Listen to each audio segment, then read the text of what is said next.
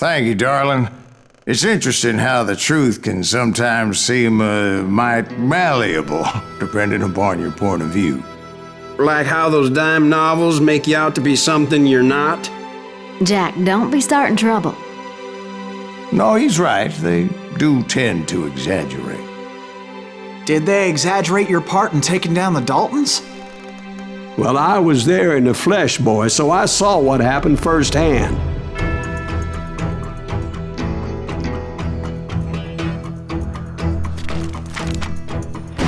Those Daltons were lawmen once, before they all went bad, robbing banks and trains clear across the territory. Until Coffeeville, of course. I was one of the citizens who took up arms that day. Fighting on the side of the right? I did my best, sir. We all did.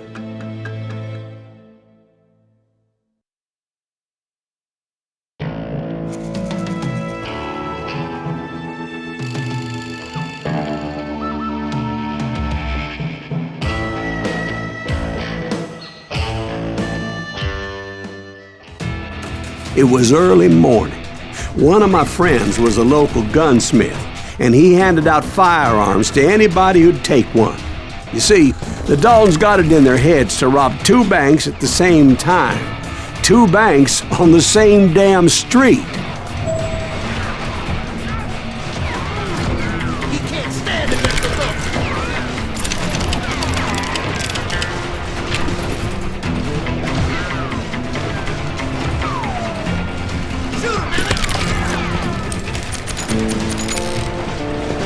Story was Bob Dalton's girl was always writing him about how he had no ambition.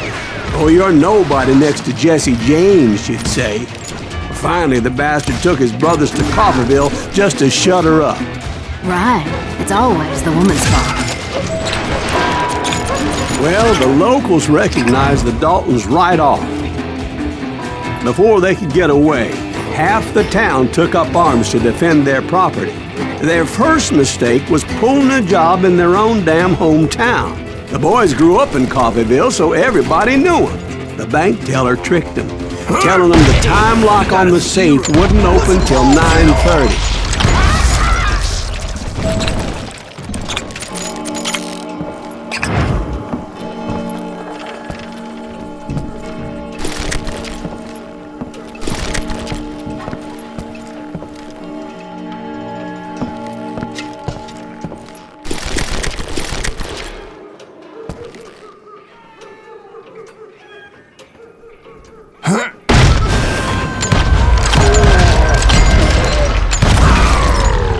The brothers paid dearly for their stupidity, but everybody knows they had it coming. There's more to it than that. I read all about that day, so I know for a fact that it went down very differently. First of all, it was high noon. A posse of U.S. deputy marshals were on the rooftop across the street. Get ready, boys. They're gonna make a move. The lawmen had been tracking the Daltons for months, and now they finally had them dead to rights. But those boys had a reputation as stone-cold killers, so the marshals took every precaution, knowing they wouldn't go easy. Among them was a bounty hunter feared by many a lawbreaker. The marshals tried to get the Daltons to surrender. They'll give up eventually. We just gotta wait till some of the bitches out. This bounty hunter knew that the brothers were far too proud to ever lay down their guns.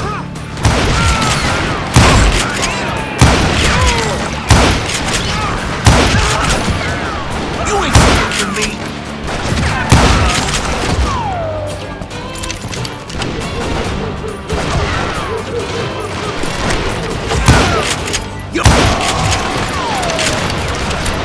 He went in there alone to confront those criminals. One of the marshals shouted, "Where are you going? Are you crazy?" Hey, where do you think you're going, dumbass? That rifle's mine. But he paid him no mind.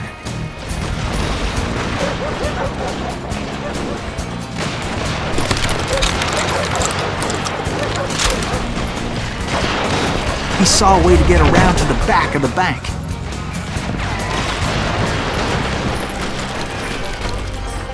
Then he figured out how to hit the Daltons from a direction they weren't expecting.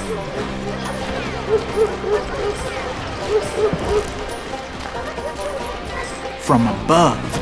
Fortunately, a water tower was right there. A moment later, he was climbing up a steep ladder, laughing at danger as he did.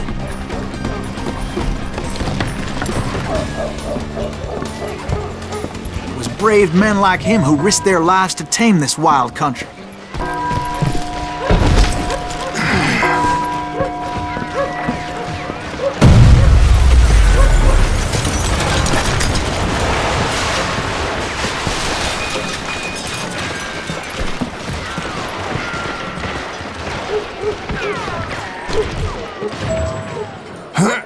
We've got company!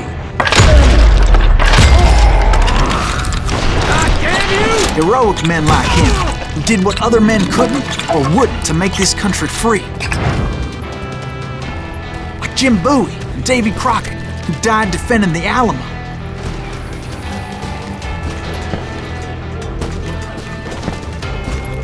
Is that Silas Greaves?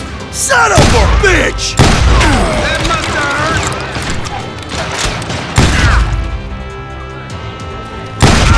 Come on! Kill him!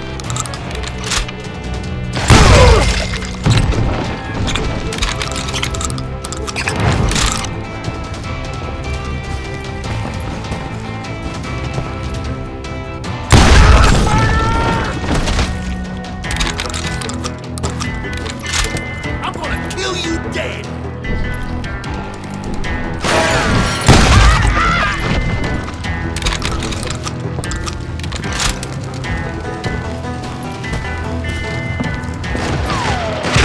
Right here! That's right! Run!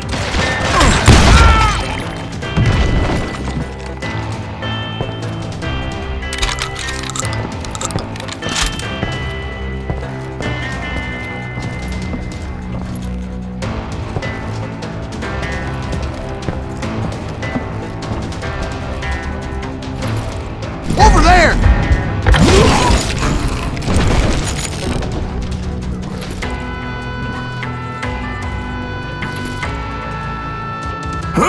That's Silas Greaves! What the hell?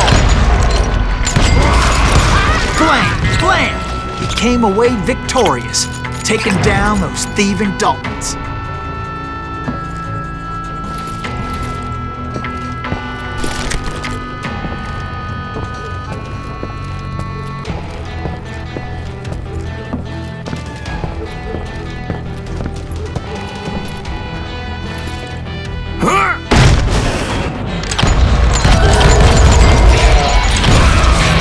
His name was Silas Greaves, and when the dust finally settled, he was the last man standing.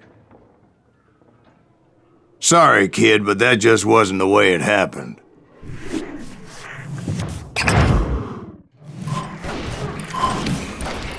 It was early evening, not high noon.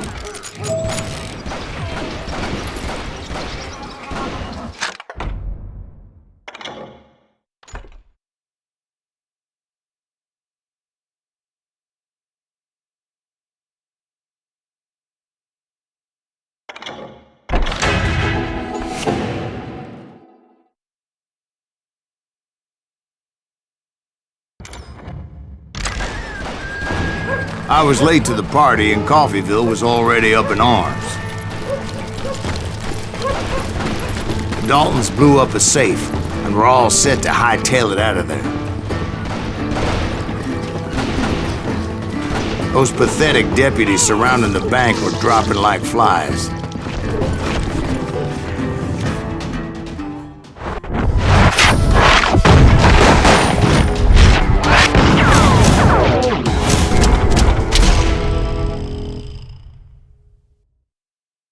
I had been tracking those jokers for months, waiting for them to do something reckless.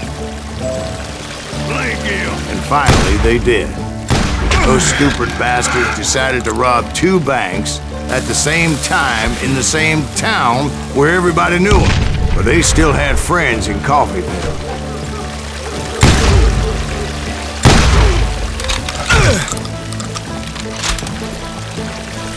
Now you're in trouble.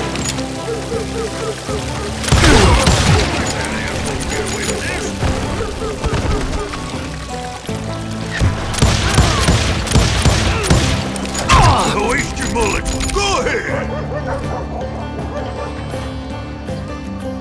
Face me, you coward. Shoot, I dare you.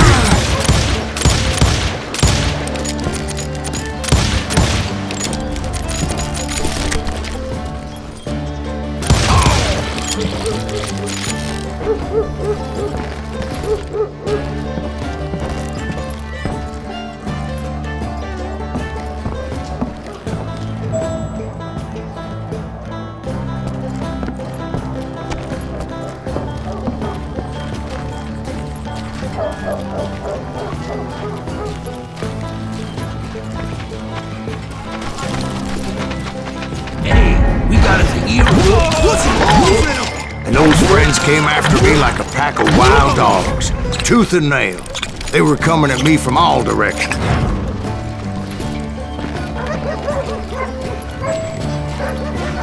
I caught sight of the Daltons running with the money and didn't want to lose them. Problem was, they knew the town better than I did. And to top it off, I found myself in the middle of another shootout entirely. Did the Daltons hole up in somebody's house? No, it was the Smiths, I believe. They were cousins of the Daltons. And they were shooting at the Browns, who were shooting at the Daltons. Which wasn't any surprise, as those two families have been feuding forever. And since the Joneses are related to the Browns, they shot at the Smiths, pissing off the Heimhoffers, whose daughter recently married a Smith. Well, bullets were flying every which way as all the old feuds in Kansas caught fire all at once. There was a hell of a lot of pissed off people in Coffeyville that day. But that's just the way life is sometimes. Shit happens.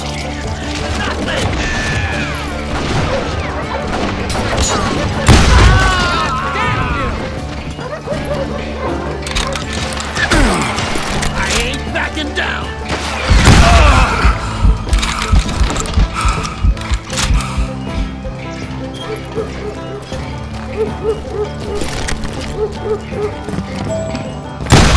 You won't get away with it.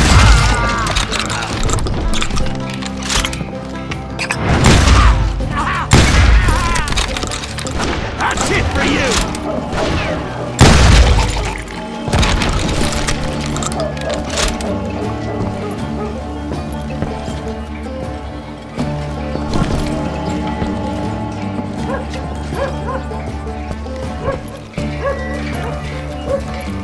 The Dalton boys knew I would never give up.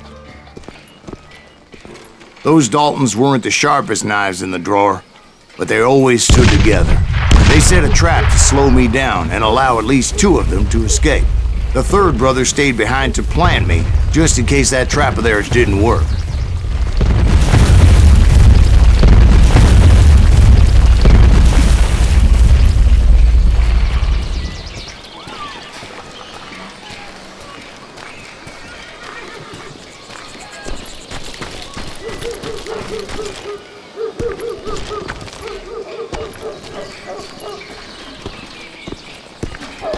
It was Emmett, the youngest, and he decided to stand his ground and face me down.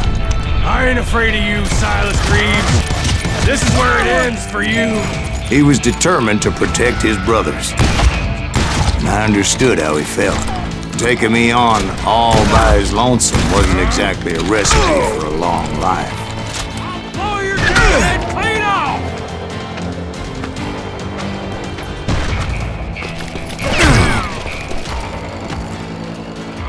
Gonna send you to the bone orchard.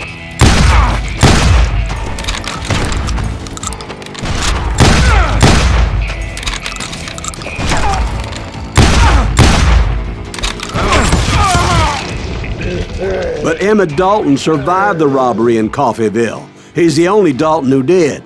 They say he was shot 23 times. Well, Dwight, who do you think put all those damn holes in him?